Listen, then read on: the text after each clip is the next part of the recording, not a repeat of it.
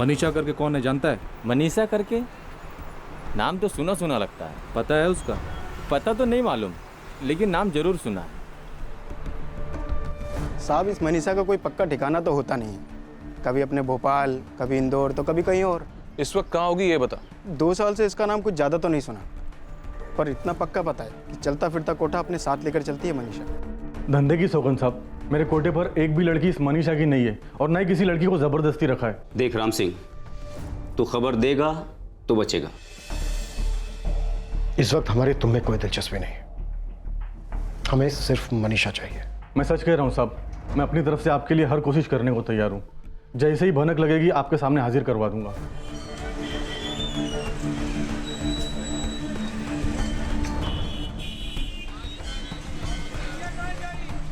पाँच साल पहले की बात है। बच्ची का नाम गौरी था, हो सकता है काजल भी हो। मैडम मुझे यहाँ 3 साल हुए।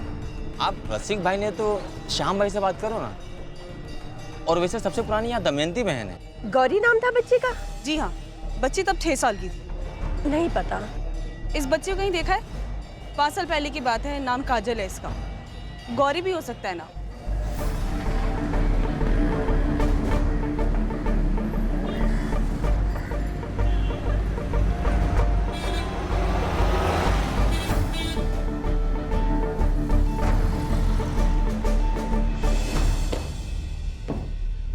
सर, पूरे भोपाल में सिर्फ 2 पुलिस थाने बचे हैं। उन्हें भी चेक कर लेते, शायद उनमें से किसी में काजल की मिसिंग कंप्लेंट हो। सर, किसी भी पुलिस स्टेशन में कोई मिसिंग कंप्लेंट नहीं है। अजीब है।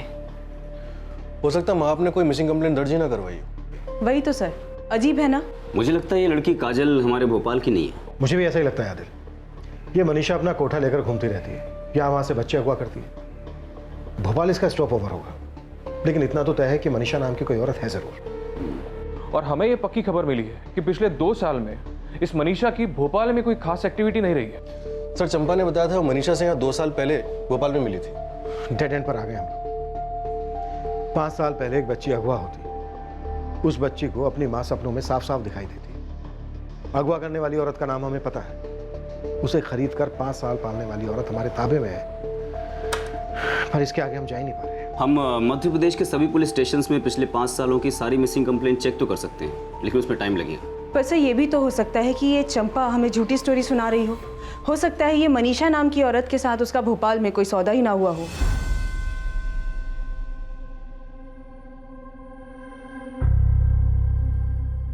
हो सकता है चंपा झूठी स्टोरी बना रही हो, लेकिन जो हमारे पास लीड्स हैं उनके हिसाब से आगे बढ़ते हैं। एक काम करते हैं आदिल, पूरे मध्य प्रदेश में पिछले 5 साल से जितनी भी मिसिंग कंप्लेन है सबको चेक करवाते हैं। वक्त बहुत कीमती है, लेकिन इस केस में हम वक्त से लड़ नहीं रहे। जी विजय जी, मैं एक टीम बनवाता हूँ खास इसी काम के लिए। थैंक्स आदिल। कुछ भी हो, इस बच्ची को अपने असली माँ बाप से मिलना ही चाहिए।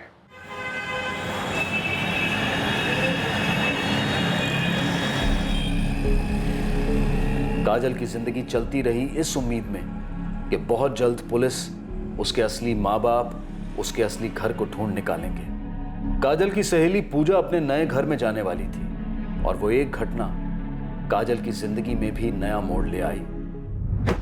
चंपा के साथ और सख्ती से पूछताछ हुई, लेकिन उसके बावजूद भी वो अपने स्टेटमेंट पर अड़ी रही कि उसने काजल को मनीषा से भोपाल में ही खरीदा था।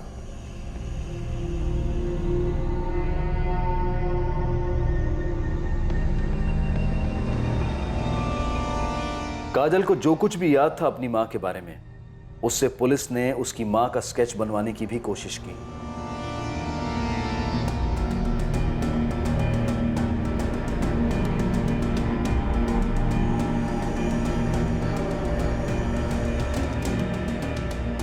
और मनीषा का स्केच चंपा के वर्णन के हिसाब से बनाया गया।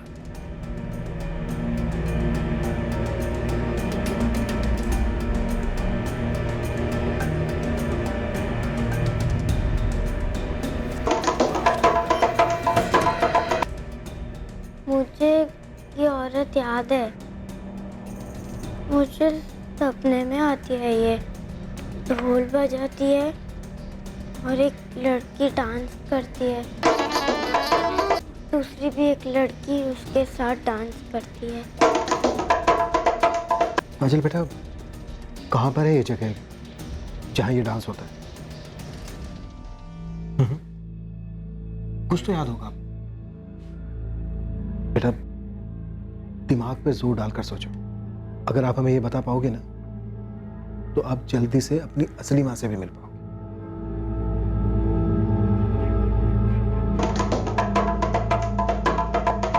याद नहीं, लेकिन ये औरत हमेशा मुझे अपने पास ही रखती थी।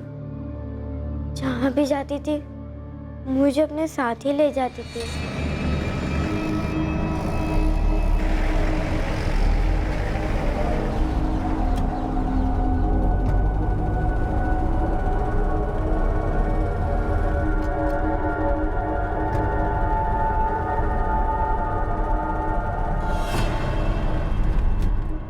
सपने में मुझे एक टकलू भी दिखाई देता है जो हमें कहीं ले जा रहा होता है, उस दाढ़ी वाले के साथ।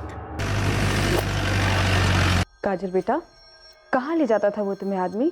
उस जगह के बारे में कुछ याद है? आपके मम्मी पापा का नाम क्या है? उस मंदिर का नाम? अच्छा,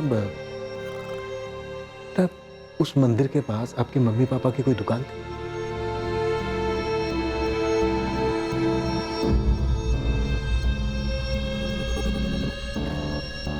सॉरी विजय जी, हम बच्चे को कुछ ज़्यादा ही स्ट्रेस दे रहे हैं, इससे उसकी कंडीशन और ख़राब हो जाएगी। वैसे ही परेशान है। काजल बेटा, अगर आपको कुछ याद आता है तो आप हमें ज़रूर बताएं, ओके? मैं अपने बेटे आदित्य की कसम खाकर बोल रही हूँ, मुझे बिल्कुल नहीं मालूम था कि काजल खरीदी हुई है या... देखिए, मेरी माँ ने मुझसे जो भी कहा मैंने सिर्फ उसे सच माना है। तो मैं स्कॉटलैंड में काम करती थी ना? बोलो रजनी। हाँ। तो क्या तुम्हारी माँ काजल को भी इसी लाइन में डालना चाहती थी? मुझे नहीं पता। मैं आपसे कह तो रही हूँ कि मुझे इस बारे में कुछ पता ही नहीं है। मैं आपकी इसमें कोई मदद नहीं कर पाऊंगी। देखो रजनी, हमें लगता है ये बहुत बड़ा रैकेट है जो चल रहा है, जिसका पर्दाफाश होना बहुत जरूरी है, और उसके लिए हमें मनीषा तक जल्दी से जल्दी पहुंचना होगा। उसके बाद ही हमें काजल के माँ बाप के बारे में पता चलेगा, और तब तक ना हम चैन से जिएंगे और ना ही किसी को जीने दें। इसलिए तुम्हारे लिए अच्छा होगा कि मनीषा के बारे में अपनी माँ से पता करो और हमें बताओ। कुछ नहीं बचा बताने के लिए, सब कुछ तो बता चुकी हूँ। अब तू मेरा दिमाग मत खराब कर। माँ, तूने झूठ बोला था ना मुझसे कि काजल हमारे रिश्तेदार की बेटी है। खरीद कर लाई थी ना तू उसे धंधा करवाने के लिए। सच सच बता, जब मैं छोटी थी तो मुझे भी खरीद कर आई थी क्या? क्या बकवास कर रही है तू? तू मेरी अपनी बेटी है। भरोसा नहीं रहा है अब तुझ पर। तेरी जबान कुछ ज्यादा ही चल रही है आज। मैं आखिरी बार पूछ रही हूँ माँ, मनीषा कहाँ है बता दे। अरे नहीं पता मुझे। अगर पता होता तो पुलिस को कब का बता दिया होता। अब मुझे माफ कर, तू समझती क्यों नहीं है? काजल की याददाश्त ने मुझे बहुत कुछ समझा दिया। घिन आ रही है मुझे तुझ पर। मैं तो दिन रात यही प्रार्थना करती हूँ कि काजल को उसके असली माँ बाप मिल जाए, उसका घर बार मिल जाए। दिनेश भी यही चाहता है। शर्म आ रही मुझे तुझे माँ कहने में।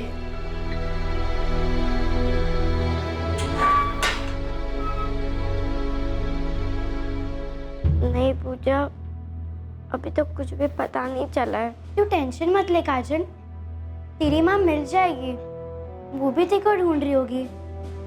पूजा पता नहीं मुझे याद क्यों नहीं आ रहा है कि मैं माँ और पापा के साथ कहाँ रहती थी।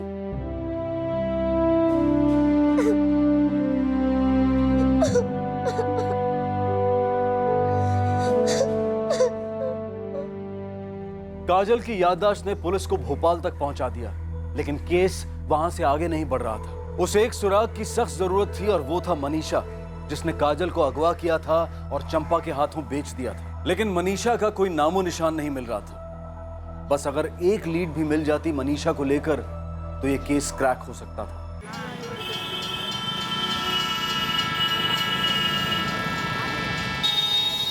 साहब, खबर छोटी है पर है काम की। बोल उस्मान।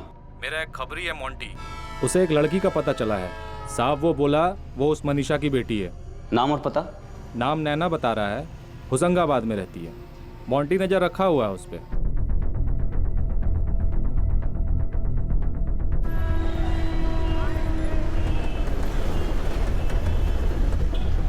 हम लोग होशंगाबाद जा रहे हैं।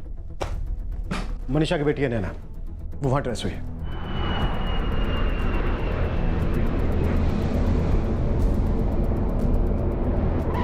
हमारा खबरी मोंटी होशंगाबाद में उस पर नजर रखे हुए। गुड, नैना मिल गई, समझो मनीषा मिल गई। Let's go.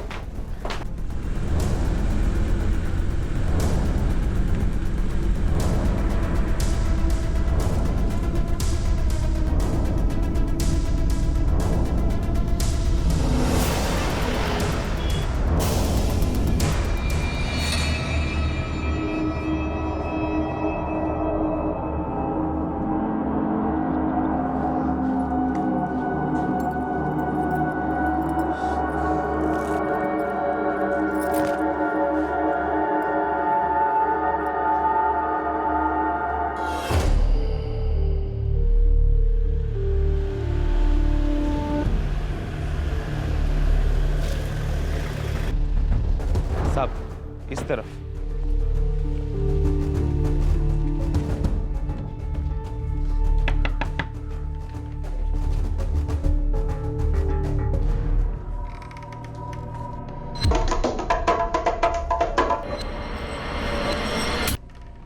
जी नैना राठौड़ तुम्हारा नाम है? जी मनीषा तुम्हारी माँ है? हाँ, लेकिन आप लोग मेरी माँ के बारे में क्यों पूछ रहे हैं? नैना तुम्हारी माँ मनीषा कहाँ है इस वक्त? मुझे नहीं मालूम, उससे मिले तो अरसा हो गया। कौन है? पहचानती है उस बच्ची को?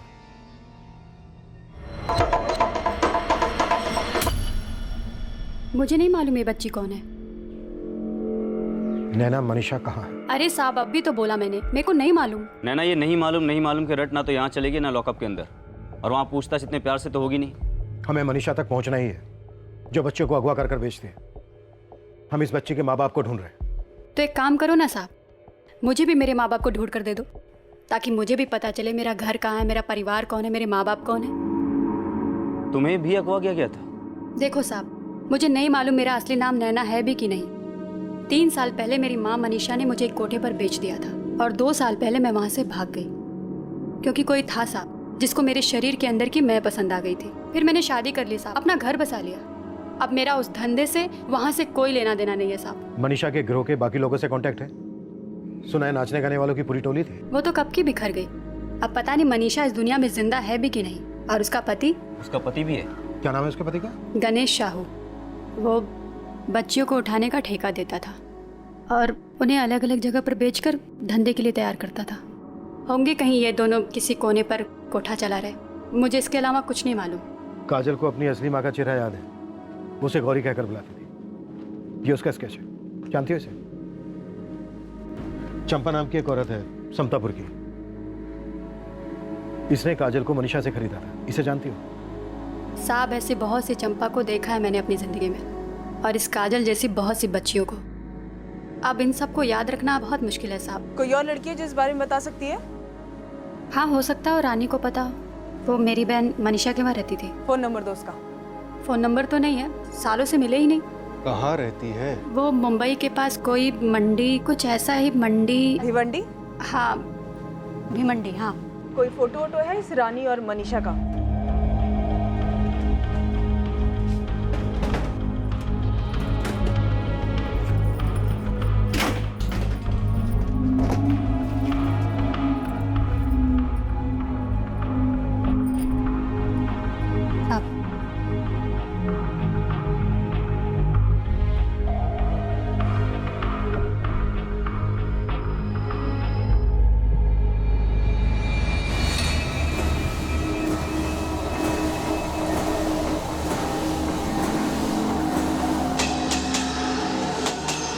काजल के माँ बाप की तलाश में पुलिस उसकी अपहरणकर्ता मनीषा तक पहुंचने की कोशिश कर रही थी, और मनीषा की तलाश उन्हें भिवंडी लाई थी रानी के पास। इस तलाश के दौरान पुलिस टीम्स इलाके के कई कोठों पर भी ढूंढ रही थी, इस उम्मीद में कि शायद मनीषा और गणेश उस कोठे को चला रहे हों या वहां बस गए हों।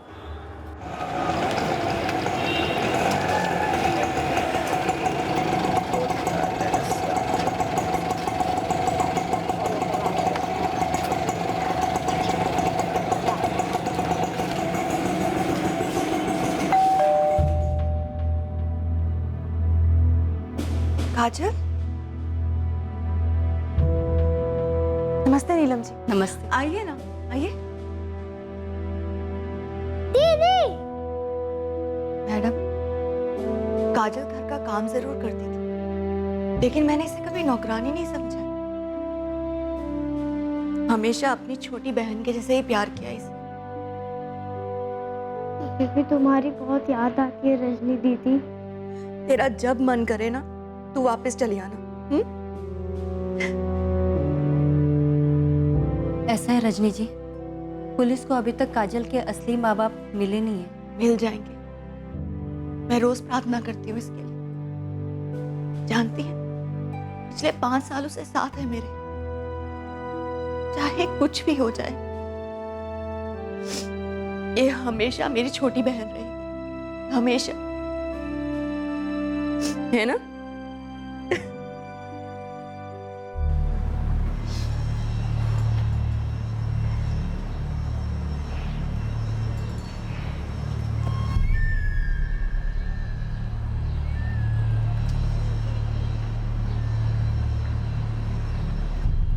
हेलो साहब, आपका जो गणेश साहू है या भिवंडी में दूसरे नाम से ऑपरेट कर रहा है, महेशपुरी, लेकिन धंधा वही पुराना है साहब, लड़कियों को उठाना और कोठे पर बेचना।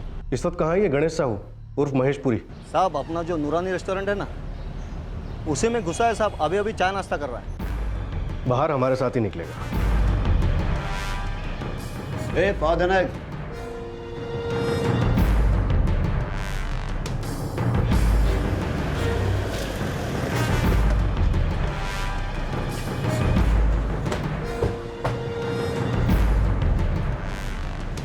इस साइड से लास्ट वाला।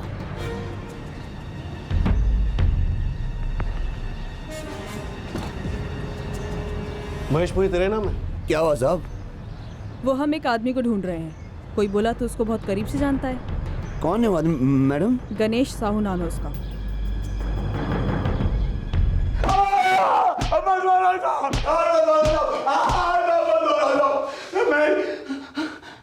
साहब मैं ही गणेश साहू साहब। कहाँ से है बच्ची? काजल नाम है इसका। काजल? साहब मुझे नहीं पता ये कौन है और कहाँ से साहब। 5 साल पहले तेरी बीवी मनीषा ने इसे भोपाल में बेचा था और खरीदने वाली थी समता पुल की चंपल जायसवाल। तब इसका नाम शायद गौरी था। तुझे नाम जिंदा तेल में तलेंगे। नहीं तो सीधे सीधे बता दे कहाँ की है बच्ची, कहाँ की रहने वाली है, कहाँ से उठाया था इसे, माँ बाप कौन है इसके? मुझे नहीं पता साहब, मनीषा ने सुरेन को उसको उठाने का काम दिया था साहब। सुरेन ने तुझे बच्ची कहाँ दी थी? भैरवपुर भोपाल के पास साहब। मनीषा का है यहीं भिवंडी में? जी साहब। अपनी बेटी रानी के साथ? जी। एड्रेस बोल।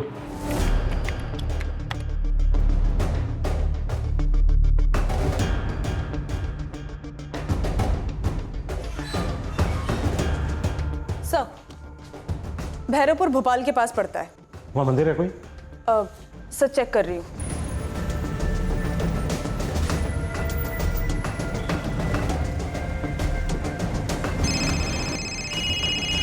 विजय जी, मैं तुरंत भैरवपुर में दर्ज हुए पिछले 5 साल के सभी मिसिंग केसेस खुलवाता हूँ। आदिल सिर्फ भैरवपुर ही नहीं बल्कि एक मिनट अगर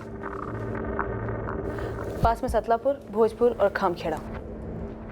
सतलापुर, भोजपुर और खामखेड़ा भी। वैसे विजय जी, आपको बता दूं कि अपने भोजपुर में एक शिव मंदिर भी है और काफी फेमस है।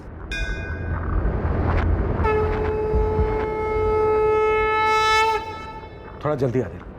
बिल्कुल विजय जी। भैरवपुर, सतलापुर, भोजपुर, खामखेड़ा, इनमें से कोई जगह याद है जहां तुम्हें उस जीप में बिठाया गया था?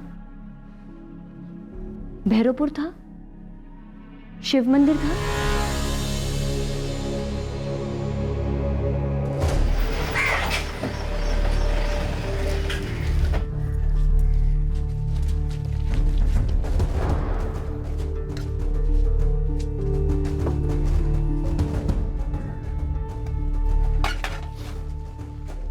क्या चाहिए?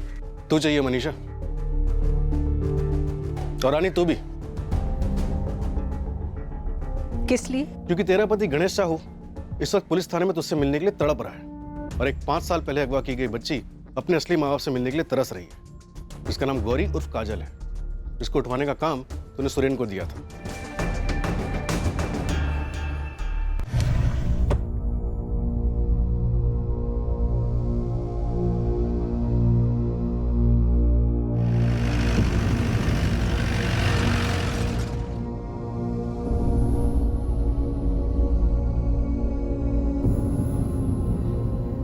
मैंने इसको देखा है। ये लड़की दूसरी वाली लड़की के साथ डांस कर रही थी।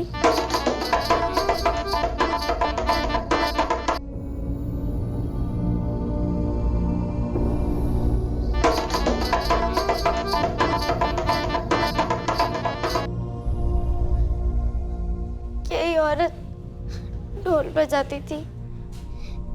ये हमेशा मुझे अपने पास रखती थी।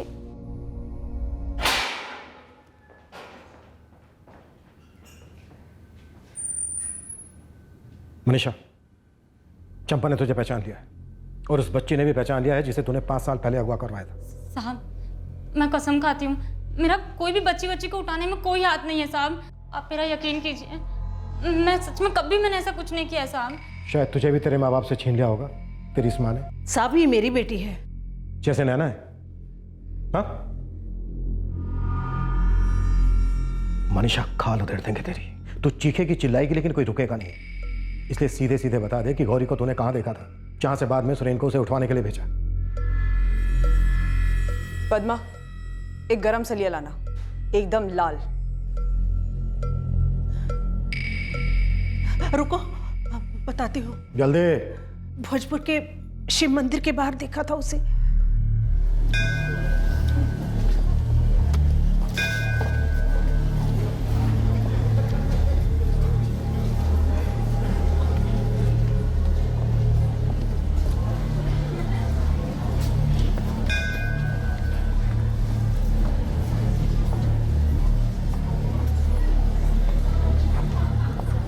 पहली बार नजर पड़ी, अच्छी लगी वो।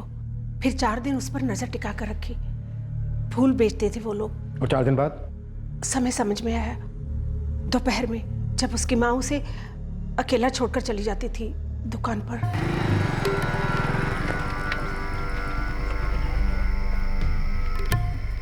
आओ सुरेन, बैठो। तो इस बार आपने कहाँ हाथ रखा फिर? वो भोजपुर वाली शिव मंदिर से बाहर निकलते ही 4 दुकान छोड़कर जो 5वीं दुकान फूल वाली की है ना, उसकी एक छोटी सी बच्ची है, यही कोई 5-6 साल। वो उस मंदिर में तो भीड़ बहुत रहती है। ऊपर से उसका दुकानदार बाप, वो तो साथ में ही रहता होगा ना? नहीं ना, बाप नहीं होता, माँ होती है साथ में। और वो भी रोज दोपहर को 2 से 3 के बीच में दुकान छोड़कर कहीं चली जाती है। भोपाल फोन लगाओ। आदिल को बोलो भोजपुर शिव मंदिर।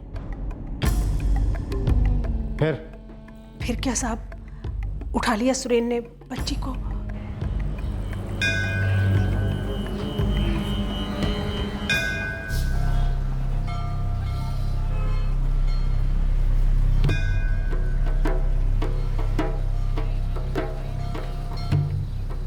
क्या चाहिए आपको? थाली बना दूं?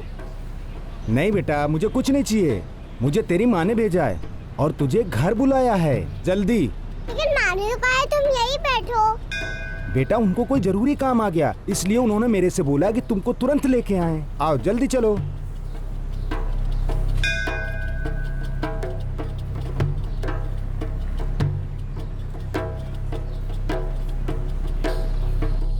फिर सुरेन ने गौरी को गणेश को सौंप दिया।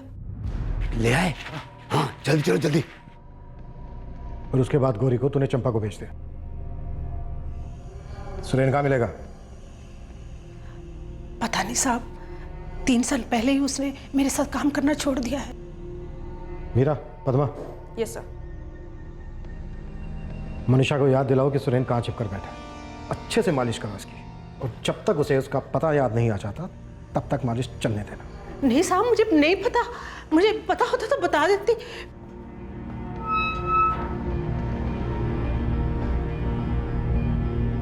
काजल, तुम्हारे लिए गुड न्यूज़ है। तुम्हारे गांव के बारे में पता चल गया। मेरी माँ मिली? वो भी जल्दी मिल जाएंगी। मध्य प्रदेश में भोपाल के पास एक गांव है, भोजपुर। वहाँ एक शिव मंदिर है जिसके बाहर फूलों की दुकान है। वहीं से आदमी तुमको उठा के लाया था। मेरी माँ कब मिलेगी? अभी जल्दी मिल जाएगी। काजल उर्फ गौरी के तकदीर के साथ तकाजे पर अब एक अल्पविराम लगने जा रहा था। ऐसा लग रहा था कि आखिरकार इस 11 साल की बच्ची को उसका असली घर, उसके असली माँ बाप मिलने वाले थे। लेकिन इस गाथा में एक अल्पविराम पहले से लग चुका था, जिसने इस केस को एक बार फिर से अचरज में डाल दिया। गौरी विश्वकर्मा 2011 से मिसिंग है। जी सर। हाँ, यही है वो लड़की, और जो अपहरणकर्ता पकड़े गए थे उनसे कंफर्म भी कराया। 15 जून 2011 को यह कंप्लेंट फाइल हुआ था सर। बच्चे के माँ बाप रामनाथ विश्वकर्मा और पूर्णिमा विश्वकर्मा शिकायत दर्ज कराने भी आए थे, पर यह केस तो क्लोज हो चुका है सर। क्या? लेकिन क्लोज कैसे हो सकता है जब बच्ची मिली नहीं तो? वो बच्ची मिली थी सर, 2014 में मिली, और उसे उसके माँ बाप के हवाले भी कर दिया था। थैंक्स आदिल। कदम, मीरा, गौरी विश्वकर्मा जो भोजपुर मंदिर के बाहर से 15 जून 2011 को गायब हुई थी, उसे 2014 में उसके माँ बाप के हवाले कर दिया गया था। क्या? ये कैसे हो सकता है सर? सही है, मनीषा और चंपा, लगता है इन्होंने हमसे बहुत बड़ा झूठ बोला है, स्टार्ट से लेकर एंड तक झूठ पे झूठ।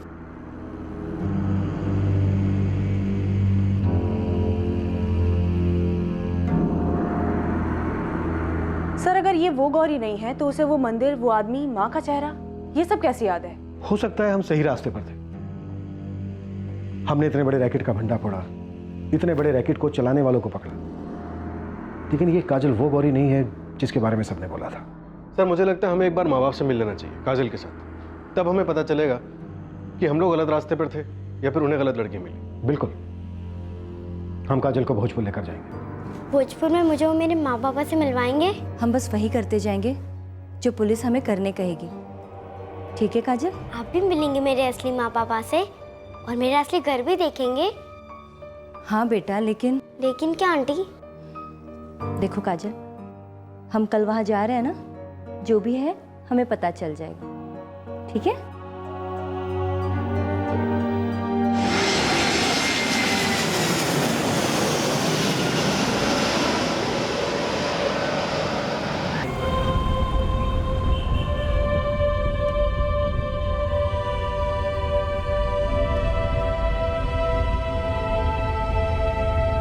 सर, पूर्णिमा और रामनाथ विश्वकर्मा दोनों ट्रैक हो गए हैं। दोनों की अब भी शिव मंदिर के बाहर फूलों की दुकान है। दोनों को जल्दी बुलाओ यहाँ पे।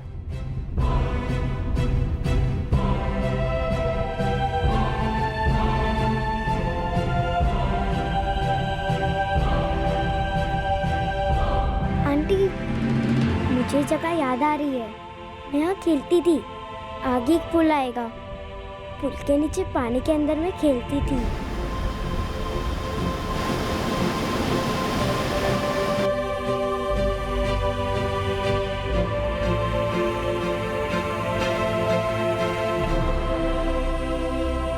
मेरे माँ पापा कब आएंगे? बेटा अभी आते ही होंगे।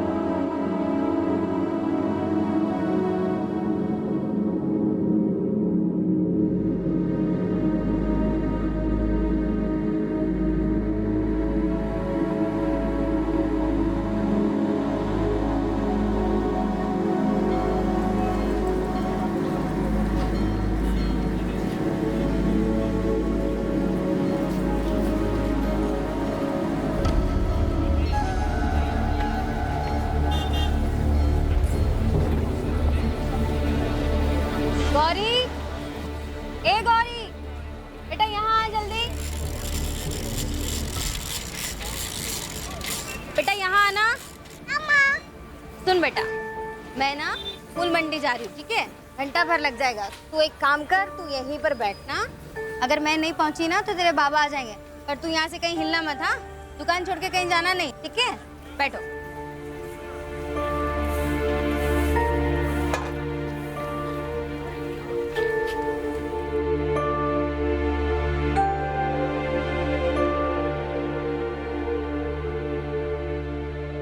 माँ,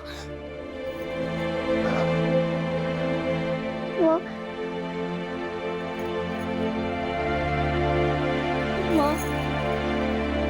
तूने कहा तू दुकान छोड़कर मत जा। मैं बैठी थी, वो आदमी आया और कहा कि तूने मुझे बुलाया है, और मैं उसके साथ गई और तुझे खो दिया। माँ, तू कहाँ थी?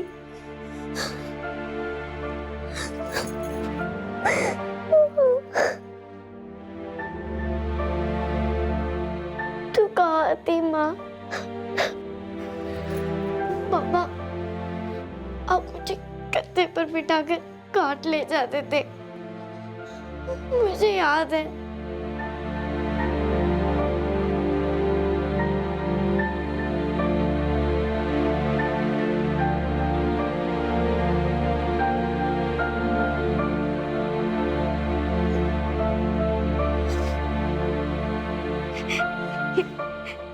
ये मेरी गौरी है। हाँ साहब, यही मेरी गौरी है।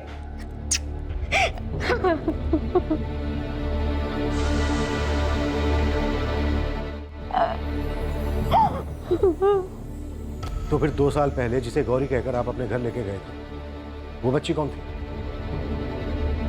तू किसको घर ले गई थी माँ?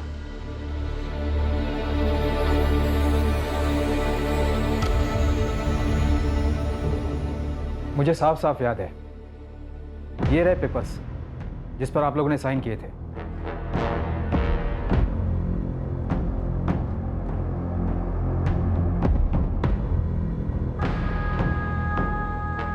बच्चों को अगवा करने वाले एक ट्रैफिकिंग माफिया को तोड़ा हमने, तो ये बच्ची मिली। कह रही है कि इसका नाम गौरी है, बाकी इसे कुछ याद नहीं। गिरोह के सरदार ने बताया कि किसी मंदिर के बाहर से उठवाया था इसे। वो दूसरी बच्ची गौरी कहाँ है जिसको अपने साथ लेके गए थे आप लोग? बताइए प्लीज। साहब, उस बच्ची को हम अपनी गौरी समझकर घर ले तो गए, लेकिन कुछ ही दिनों बाद हमें समझ में आ गया वो हमारी गौरी नहीं है। कैसे? साहब, माँ बाप है हम, पता चल जाता है। साहब, मेरी गौरी की पीठ पर जन्म का एक निशान था, बड़ा सा था, पर हम जिस बच्ची को लेकर गए थे उसकी पीठ पर कोई निशान नहीं था। तो इतनी बड़ी बात आप लोगों ने छुपाई क्यों? पुलिस को बोल सकते थे आपसे गलती हो गई है। बच्ची कहाँ है वो? क्या किया उस बच्ची के साथ आप लोगों ने? बोलिए, क्या किया उस बच्ची के साथ आप लोगों ने? साहब, उसे हमने घर लाने के 6 महीने बाद ही भोपाल के अनाथालय में छोड़ दिया था। यहाँ भी तो आ सकते थे, इनको आकर बता सकते थे, इन्फॉर्म कर सकते थे इनको कि गलती हुई आपसे। उस वक्त जो हमें ठीक लगा हमने वो किया, कुछ समझ में नहीं आ रहा था। हम डर गए थे साहब। लेकिन साहब, ये मेरी गौरी है। हाँ साहब, ये मेरी गौरी है, 5 साल बाद मिली है साहब। पुलिस काजल को रामनाथ और पूर्णिमा के हवाले करने में हिचकिचा रही थी, लेकिन काजल अपनी मां को पहचान चुकी थी और जिस बर्थ मार्क की पूर्णिमा ने बात की थी वो काजल की पीठ पर था। काजल और उसके असली माँ बाप पूर्णिमा और रामनाथ को मुंबई लाया गया फॉर्मेलिटीज पूरी करने के लिए।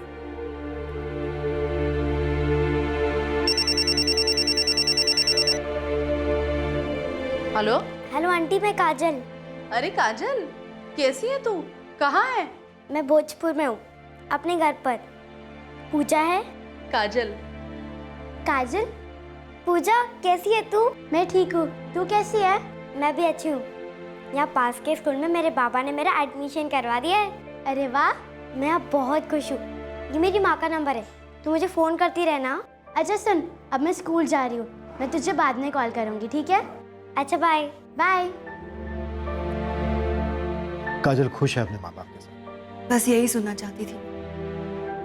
आप लोगों की वजह से ही उसे आज़ादी मिली है, वरना जिंदगी भर उसे क्या क्या झेलना पड़ता, ये अच्छे से जानती हूँ। रजनी जी, काजल ने हमसे कहा था कि आपने उसे बहुत प्यार किया, सगी बहन की तरह। उसने ऐसा कहा आपसे? सच? जी। उसने हमसे ये भी कहा कि हम आपसे बताएं कि वो अपने माँ बाप के साथ खुश है और उसे आपकी बहुत याद आती है। सुरेन, जिसने काजल उर्फ गौरी को अगवा किया था, वो अब तक पुलिस के हाथ नहीं लगा है। बाकी सारे आरोपी गिरफ्तार किए जा चुके हैं। एक सपने ने 11 साल की बच्ची को अपहरण के 5 साल बाद अपने माता पिता से फिर से मिलवा दिया। काजल के घर लौटने के सफर में पुलिस को ऐसी कई औरतें मिली जो शायद खुद बचपन में अगवा की गई थी और उन्हें जबरदस्ती वेश्यावृत्ति में धकेला गया था। हालांकि लगभग सभी औरतों को कुछ भी याद नहीं था कि वो कहां से लाई गई थी और वो कौन थी। इस केस में आरोपी बच्चियों को नाजुक उम्र में अगवा करते थे ताकि कुछ ही सालों में उनकी पहले की पूरी याददाश्त ओझल हो जाए। ये काजल की खुशकिस्मती थी कि ऐन वक्त पर उसे ट्रैफिकिंग माफिया के शिकंजे से आजादी मिली। शायद बहुत जल्द उसे भी फोर्स प्रोस्टिट्यूशन के दलदल में धकेल दिया जाता। क्राइम पेट्रोल सतर्क की पूरी टीम की तरफ से आप सभी को स्वतंत्रता के 69 वर्षों की ढेर सारी शुभकामनाएं। आइए हम सब मिलकर यह प्रार्थना करें कि प्रोस्टिट्यूशन, बेगिंग और बंधुआ मजदूरी की सलाखें तोड़कर हर बच्चा ट्रैफिकिंग की गुलामी से आजादी पाए और उसे प्यार भरा घर मिले। और हम ये संकल्प करें कि हम इस कार्य में सक्रिय योगदान देंगे। फिर मुलाकात होगी अगले एपिसोड में जुर्म की एक और दस्तक के साथ। तब तक सुरक्षित रहें, सतर्क रहकर एक अच्छे नागरिक का फर्ज अदा करें और देखते रहें क्राइम पेट्रोल सतर्क। सबक एक को सीख हम सबको। जय हिंद।